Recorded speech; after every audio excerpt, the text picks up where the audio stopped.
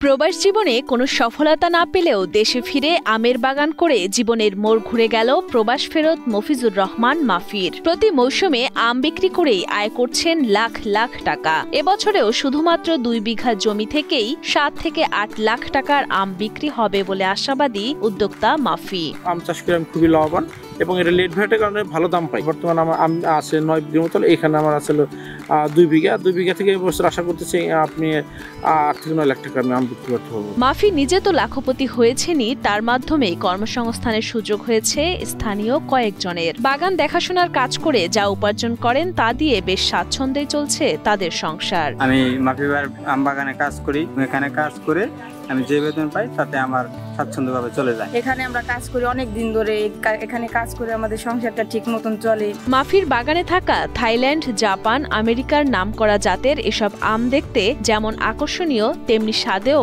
অনন্য। স্থানীয়রা সহ আশপাশ জেলার অনেকেই আসেন বাহারি জাতের আম দেখতে। বর্তমানে আমি প্রায় 14টা জাতের আম চাষ করি। তো মাশাআল্লাহ চিয়াংমাই, চাকাপাত, রেড আইভরি, বুনাই কিং, তারপরে সুজুর ডিম, মিয়াজাকি যেগুলো বলে বিদেশি যে আমগুলো আমাদের দেশে আবহাওয়ায় খুবই সুন্দর আম চাষ হচ্ছে। বর্তমানে লাখপতি হলেও শুরুটা এত সহজ ছিল না মফিজুর রহমানের জন্য।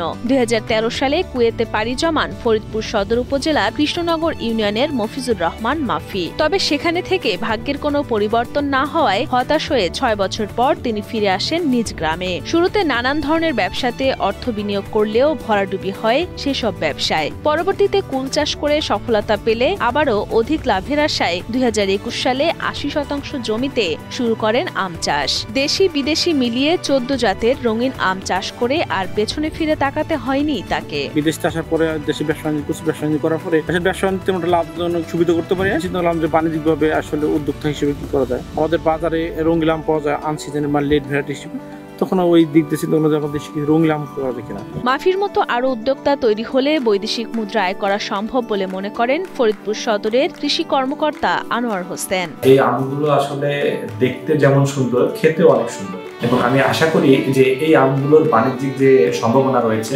এটাকে যদি আমরা ভালোভাবে বাণিজ্যিকরণ করতে পারি তাহলে আমরা এই আম দেশের বাইরে এক্সপোর্ট করতে পারবো।